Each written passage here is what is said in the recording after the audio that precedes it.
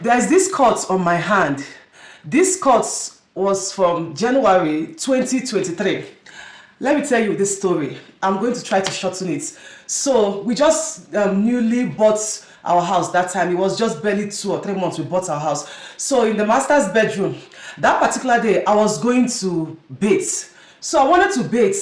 Then I finished brushing. Normally me, even if it's tablet soap, face wash, I'll stretch, like I'll put it first. Maybe I could put it on my face before brushing. It stays on my face like 5 minutes before I then go into the main bathtub to bathe. But that particular day, okay, it was a tablet soap I had at that time. So it was on the other part of the bathroom. What I was supposed to do is this. I was supposed to go inside the bathroom, like go inside the bathroom, then take the soap, then begin to bathe. So, but the small voice, the Holy Spirit said, take that soap, come and stand on the sink and apply it on your face. And I was like, God, but I want to bathe. That voice mentioned it again.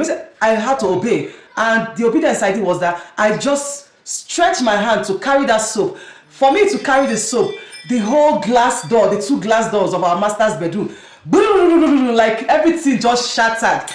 So as the thing shattered, so me, I ran, I shouted, Jesus Christ. Then I moved my whole body out. Now the whole glass fell on this hand, this particular left hand.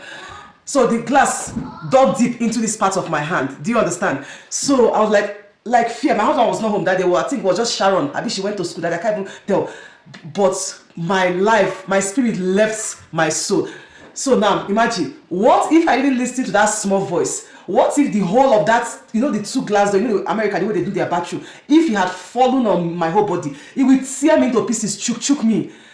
I don't even know, but this one took a very long time before it healed because it was so deep. I don't know how God did. In fact, sometimes I still have a little bit of pain on it. So imagine how deep this one is. So imagine what would have happened to my whole body.